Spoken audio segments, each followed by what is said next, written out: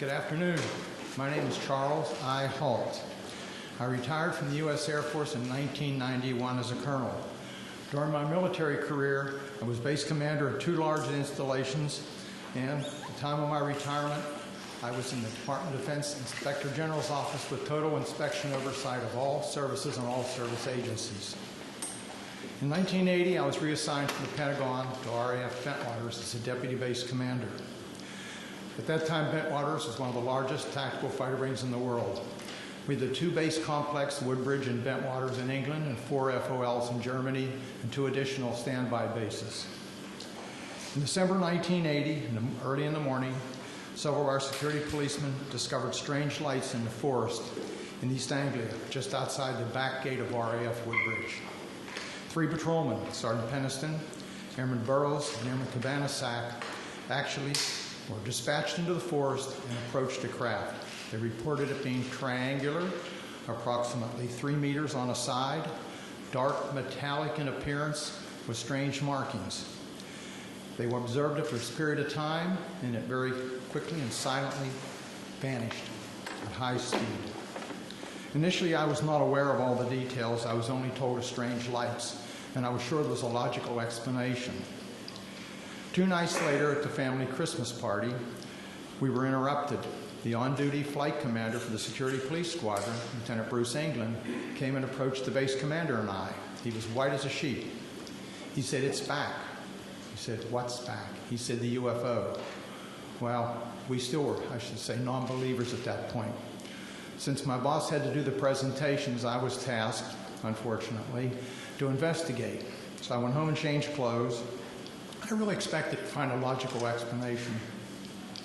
I took several security policemen with me, a disaster preparedness NCO who took a APN-27, a Geiger counter, and a camera. I also had my small cassette recorder I carried everywhere when I was on duty. I was taken to the supposed site. We found indentations approximately 1.5 inches deep, approximately 6 to 8 feet on a side, and radiation of 8 to 9 times normal background radiation. Not enough to be dangerous to somebody, but significant. We also found broken branches on the trees.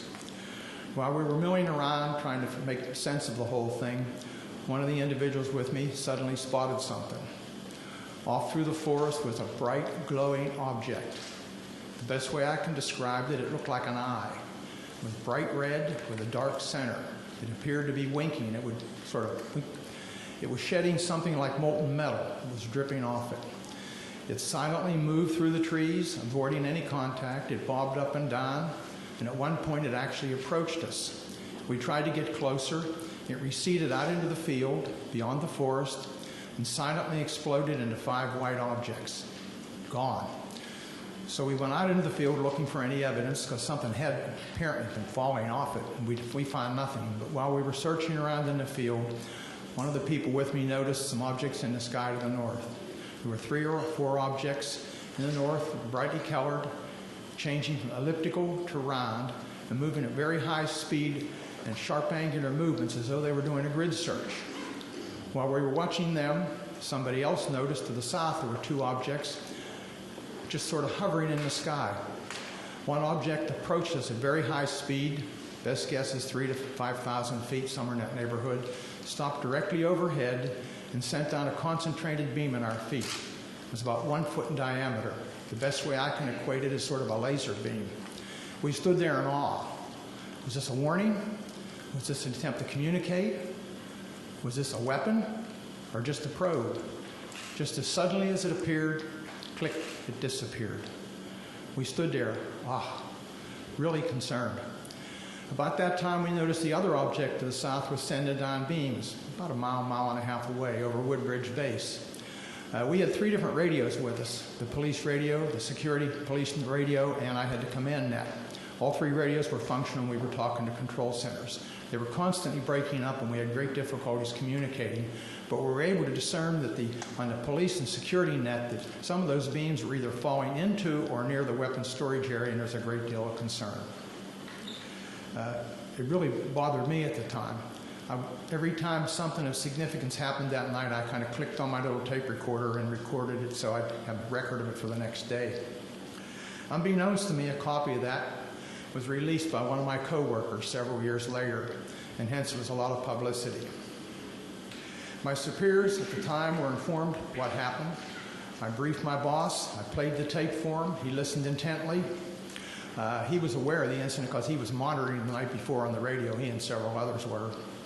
He took the tape to the 3rd Air Force staff meeting the following Wednesday. 3rd Air Force was the Air Force headquarters at that time in England. Played it for General Baisley, the commander and staff. They all sat silently. The decision was, it happened off the base, so it's a British affair. In other words, they were loath to get involved. So my boss came back and threw me the tape recorder, and I said, well, what do we do, boss? He said, get with Squadron Leader Moreland, who was the British liaison officer, and do a report. It's their problem, not ours. Gosh, here I am kind of caught in the middle, and I'm a junior guy here. Whoa, why did I ever get involved? Well, Squadron Leader Moreland was on vacation in Wales at the time. He came back, and he was quite upset that he was in the middle of the thing, too. So he said, well, write a memo. So I wrote a, I shall call it, cleaned up memo, just kind of unexplained lights, just to kind of tickle their, get them to come out and investigate and look into the thing. Well, I gave it to Moreland, and unbeknownst to me, Moreland sent a copy to his superior, 3rd Air Force. I didn't know that at the time. The copy to MOD was apparently buried in the files. Days turned into weeks, and weeks turned into months, and I almost forgot about the incident, to be honest with you. Gave up. Several years later, one of my coworkers was playing a copy of my tape at cocktail parties and caught somebody's ear. Somebody started asking questions, and he said, oh, Halt wrote a memo. The next thing we know, there was a Freedom of Information request came into Bentwaters. Of course, there was no official copy. We didn't have word processors in those days. We used typing manifolds in the old typewriters. We were just transitioning. And the only copy was an onion skin that I had in my desk. So my boss went back and said, there's no official record of it. Well, somebody else found out the 3rd Air Force had a copy. Well, Pete Bent, a good personal friend of mine, was the acting 3rd Air Force commander, called me and he said, hey, Chuck, I've got a copy of this memo. We're going to have to release it. I said, please, burn it.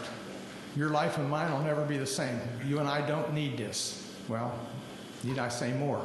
The tape came out, unbeknownst to me. The memo came out, and a lot of publicity. But the event certainly happened. Now, some things have happened since then. I was very innocent at the time and believed what I was told. I asked the OSI if they had an interest, and I was told, oh, no, not at all. Wrong. I found out later that the airmen were, how shall I say, pretty harshly interrogated that were involved. I have never been debriefed. I also found out later that the tower operator, both the tower operators at Bentwaters saw an object and picked it up on their Bright 2 radar and watched it. I found out that the tower operator in the weapons storage area actually saw something, as did a comm man who was working there, and saw it go down into the forest near us. And also several other people around the base saw it. It's kind of interesting. What did we see? I have no idea what we saw that night. I do know it was under intelligent control, and in my personal opinion, it was either from another dimension or extraterrestrial.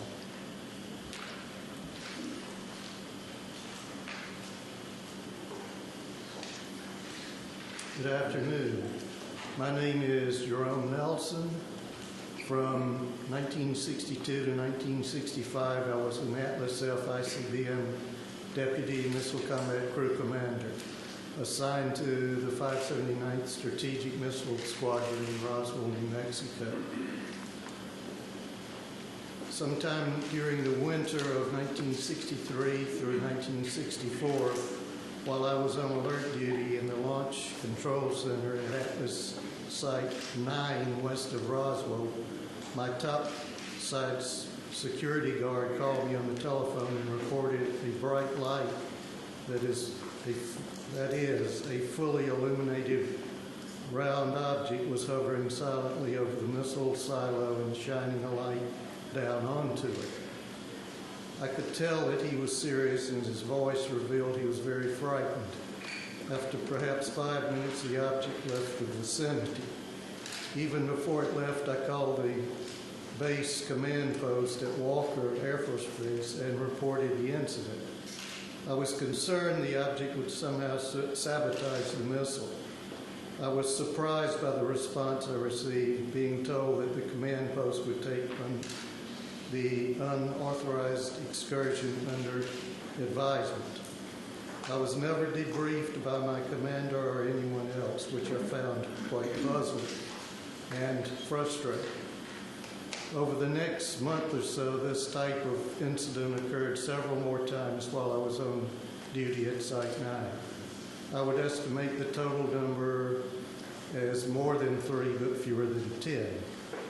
On each occasion, I would call the command post, but each time my report was met with the same apparent indifference.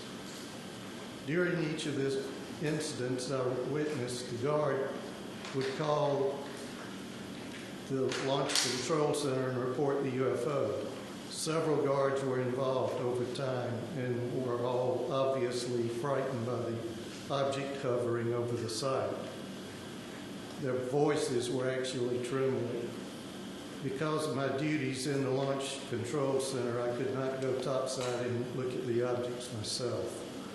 Only decades later I learned that at least one missile facility technician, Bob Kaplan, had been ordered to report to the Office of Special Investigations on base and make a report about the similar incident he had witnessed at Site 9 during the period.